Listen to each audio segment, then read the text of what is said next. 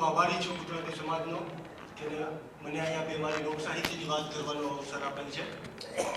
તો લોક સાહિત્ય અને ડાયરાની વાતો શરૂ કરતા પહેલા આપણે ભગવાનના બે નામ લઈને શરૂઆત કરીએ કે બોલ કૃષ્ણ કનૈયા લાલ કી જય, ખોડિયાર માત કી જય. ઓમ નમઃ પાર્વતી પતિ હર હર મહાદેવ હર.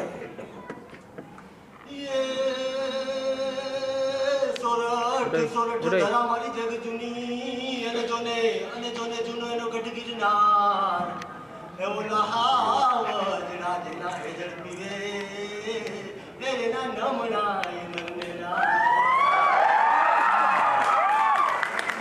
પણ મારી કાઠિયા વાળમાં કોક દીક જોને ભૂલો ને પડી જાને ભગવાન પણ થાને મારો મહેમાન તું તને સ્વર્ગ રે બોલાવી દઉં શામળા. તો જ્યારે લોક સાહિત્યની વાતો કરવા આપણે ઉપસ્થિત થયા હોય ત્યારે સૌ પ્રથમ એક મગજમાં સવાલ આવે કે લોક સાહિત્ય એટલે શું. અને લોક સાહિત્યની વાતો જ્યારે ચાલતી હોય ત્યારે ઝવેરચંદ મેઘાણીનું નામ સૌથી પહેલા આપણા મનમાં આવે. ઝવેરચંદ મેઘાણી કે જેને આપણે બધા ઓળખીએ છીએ, એના લખેલા પુસ્તકો સૌરાષ્ટ્રની રસધાર, એના લખેલા લોકગીતો જનનીના હૈયામાં પોડંતા પોડંતા પીધો કસુંબીનો રંગ.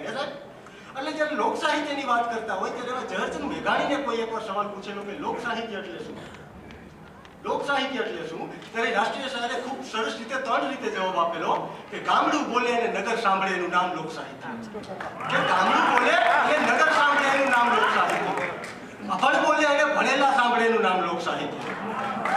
જો કે હું અભણ નથી. ત્રીજી અને બહુ સરસ વાત ઝવેરચંદ મેઘાણીએ કરી હતી કે ગામડાનું ભોળ પણ બોલે અને બુદ્ધિને ચક્રે નાખી ગયેલું.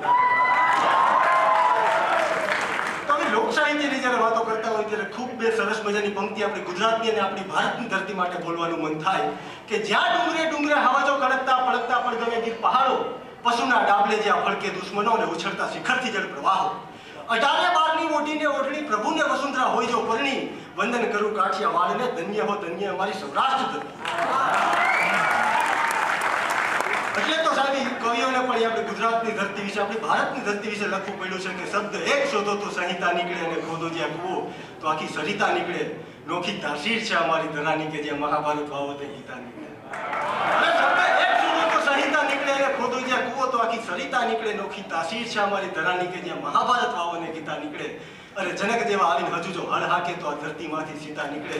અરે ધબકે છે હજુ લક્ષ્મણની રેખાઓ, અરે ધબકે છે હજુ લક્ષ્મણની રેખાઓ કે જ્યાં રાવણે ગીતા બીતા નીકળે છે. દત્ત જેવા દિગંબરની જરા ફૂંક લાગે તો ધૂણા હજુ દખીતા નીકળે અને શબ્દ એક શોધો તો સંહિતા નીકળે ને ખોદો જ્યાં કૂવો તો આખી સરિતા નીકળે. એટલે તો આપણે શરૂઆતમાં કીધું ને કે કાઠિયાવાડમાં કોક દી ભૂલો પડી જા ભગવાન થાને મારો મહેમાન તને સ્વર્ગરે બોલાવી દઉં શામળા. તો કાઠિયાવાડમાં ગુજરાતમાં શું કામ, મહારાષ્ટ્રમાં, બિહાર, બંગાળમાં ભૂલો પડે શું ખટર ધક્કા મરાવે. કાઠિયાવાડમાં એટલે કે મોહન થાને મારો મહેમાન અમ કરે એક જ વાર, ઘઉંને રાતીજાના રોટલા તને સ્નેહે જમાડું શામળા. કે બાપ એકવાર આવી જા, અમારા ઘરમાં જો ઘઉં અને રાતીજાના રોટલા નહીં હોય તો પેટના દીકરા ખાંડીને ખવડાવી દેવું. એકવાર આય તો ખરી પણ બાપ. અને આપણે જ્યારે ડાયરાની વાતો કરતા હોય ત્યારે આમાં ઘણા શબ્દો એવા આવશે કે તમને લોકોને સમજાશે નહીં. કેમ? એટલે એ બધું સમજાવવા કહીએ તો બહુ લાંબુ થઈ જાય. પછી લાંબુ જ છે ને આપણે તો. પણ આમાં વાત મારે એ કરવાની હતી કે હું જ્યારે મોન્ટ્રીયલમાં પહેલી વાર આવ્યો ને, વત્સલ શાહ મને લેવા આવ્યો. હું ઘરે ગયો તો મેં વળી એવું કીધું કે વત્સલ મારે ખખોડિયું ખાવું છે.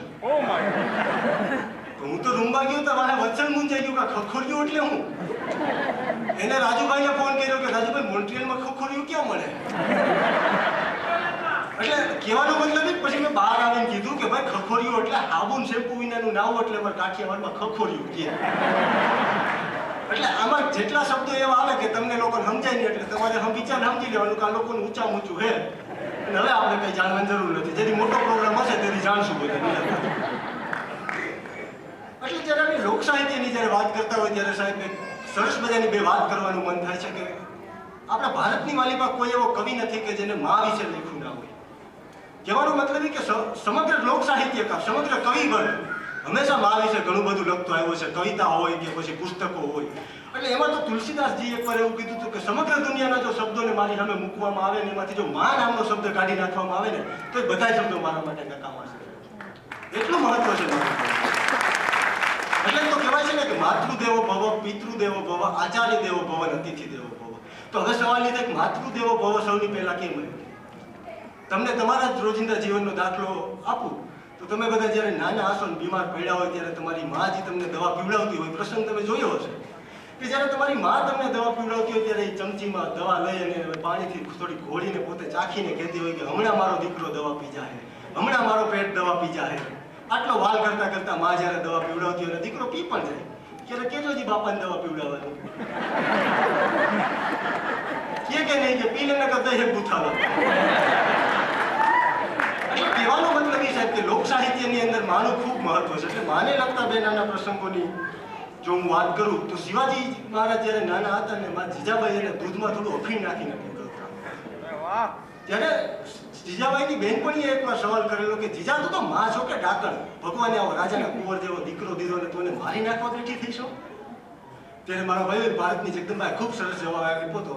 શબ્દ પકડજો કે મને ખબર છે કે મારો શિવો વિવરણનો થાય એને એના દેશની રક્ષા કરવાની છે, એને એના હિન્દુત્વની રક્ષા કરવાની છે, એટલે દુશ્મન દગો ફગો કરીને એને અફીણ પણ મારી ના નાખે ને એટલે એના પોઠાને અફીણની ટેવ પાડું છું. આવી જનતા હોય તો શિવાજી મહારાજ જન્મે, આવી જનતાઓ હોય તો મહારાણા પ્રતાપ જન્મે. રામને જન્મવું છે પણ ક્યાં કોઈ કૌશલ્યા? કૃષ્ણ ભગવાનને જન્મવું છે પણ ક્યાંય ગોકુળ અને ક્યાંય ગોકુળના ગોવાળિયા અને એની ગોપીઓને ક્યાં જશોદામાં? એટલે તો સાહેબ આપણે લોક સાહિત્યમાં કીધું છે ને કે નારી શક્તિ છે. હંમેશા મૂળ વાત ઉપર આવીએ કે નારી શક્તિ છે. નારીને નિંદો નહીં, નારી નરની ખાણ, નારીથી નર નીપજ્યા. ધ્રુવ, પ્રહલાદ, શત્રુઘ્ન, રામ, લક્ષ્મણ, નારીને નિંદો નહીં, નારી નરની ખાણ.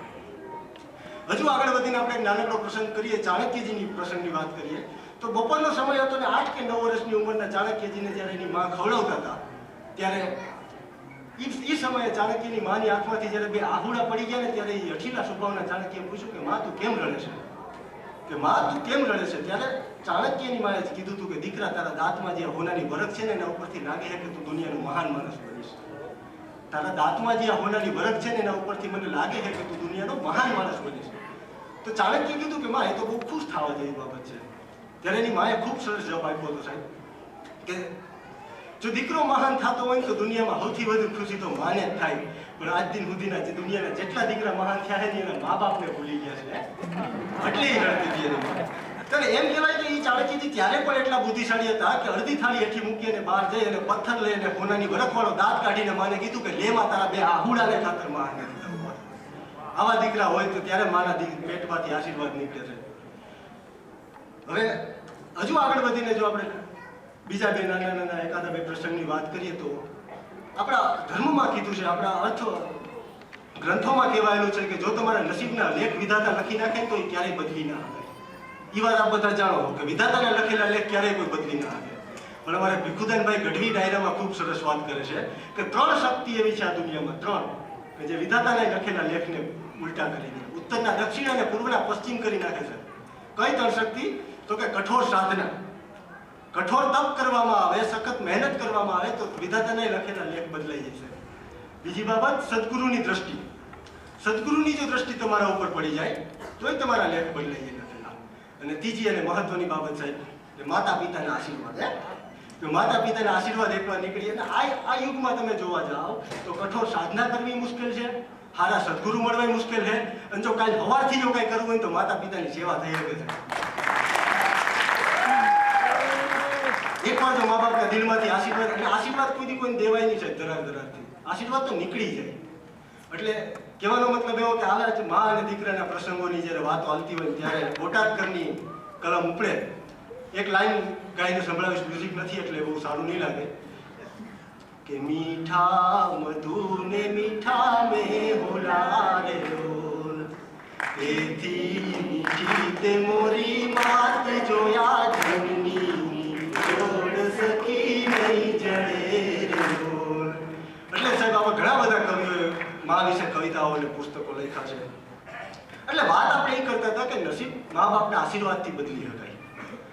હવે જો આગળ વધીને વાત કરીએ તો ભગવાને આ દુનિયા બનાવીને હંમેશા એક રીતે જ બનાવી કે સુખ અને દુઃખ, જીવન મળ્યું એટલે સુખ અને દુઃખ તો આવવાનું જ છે. બે પાસા છે જિંદગીના સાહેબ. અને જોવા જેવી બાબત એ છે કે આપણે અત્યાર સુધીના સમગ્ર ભારતના ઇતિહાસમાં જેટલા કવિઓ થઈ ગયા, જેટલા લોક સાહિત્યકાર થઈ ગયા, એને ક્યારેય ભગવાન પાસે એવું નથી કીધું કે મને દુઃખ ના આપતો. એને હંમેશા દુઃખ સહન કરવાની શક્તિ માંગી. અને આપણાથી મંદિરે જવાતું નથી. સીધું કંઈક ને કંઈક માગણી કરી દઈએ. એક મળે તો થોડા ટાઈમ બીજી માગણી કરી દઈએ આપણે. એટલે કહેવાનો મતલબ એ કે ભારતના જ્યારે કવિઓ પ્રભુ પાસે એવું માંગતા હોય કે ભગવાન અમને દુઃખ સહન કરવાની શક્તિ આપે. ભગવાન દુઃખ દેજે તું તમ તાર અમને. દુઃખથી કોઈ ડર નથી. એટલે તો આપણે બહેનો ગાય છે ને ગામડામાં કે હરી તારા છે હજાર નામ કિયા નામ લખવી કંકોતરી. હરી તારા છે હજાર નામ કિયા નામ લખવી કંકોતરી. મથુરાનો મોહન ગોકુળનો ગોવાળિયો દ્વારિકાનો રાજા રણ છોડ કિયા નામ લખવી કંકોતરી. કે હે મારા ભગવાન અમારા ઉપર જો દુઃખ પડે તો મેં તને ક્યાં નામે કંકોત્રી લખી. એમાંથી બે નામ ભગવાનના 1000 નામ એમાંથી મને બે નામ બહુ ગમે છે કે વિશ્વંભર અને ગર્વગંજન. વિશ્વંભર એટલે આખી દુનિયાના પ્રાણી માત્રનો પિતા. બધાને ભગવાન ખવડાવીને હુવડાવે. કોઈ દી એવું ના બને કે તમે જો ભગવાનની ભક્તિ કર્યા હોય તો કોઈ દી તમારે ભૂખ્યું હોવું પડે. ભૂખા આખી દુનિયાના માણસો ઉઠે. વડાપ્રધાન એ ખુદ ભૂખા ઉઠે. એટલે કહેવાનો મતલબ એ કે ભગવાન જેને જેવું જોઈએ એવું આપી દે. કે નાના માણસની ઘરે જમવા જાઓ તો 50 રૂપિયાની થાળી થાય.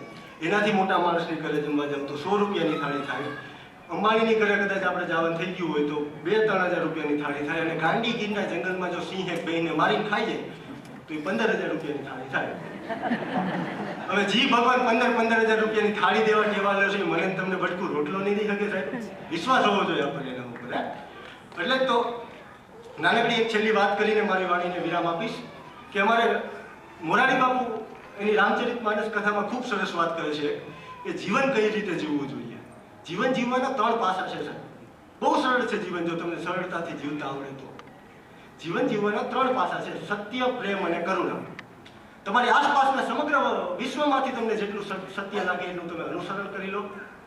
તમારી આસપાસ જેટલા પ્રાણીથી લઈને નાનાથી લઈને મોટા માણસ સુધી બધાને પ્રેમ કરો અને બંનેનો ઉપયોગ કરીને કરુણાપૂર્વક જીવન જીવી નાખો સાહેબ. આનાથી કોઈ હેલો રસ્તો ના હોય કે જીવન એટલે આટલું કહીને મારી વાણીને વિરામ આપીશ. અને નાનો ગણીને માફ કરી દેજો જો મારાથી કંઈ બોલવામાં ભૂલચૂક થઈ હોય. અને હું ખૂબ ખૂબ આભારી છું ભીખુદાનભાઈ ગઢવીનો કે જેના બોલેલા લોક સાહિત્યમાંથી મેં તમારી સમક્ષ નાનકડો ટુકડો રજૂ કર્યો. જય હિન્દ, જય ભારત.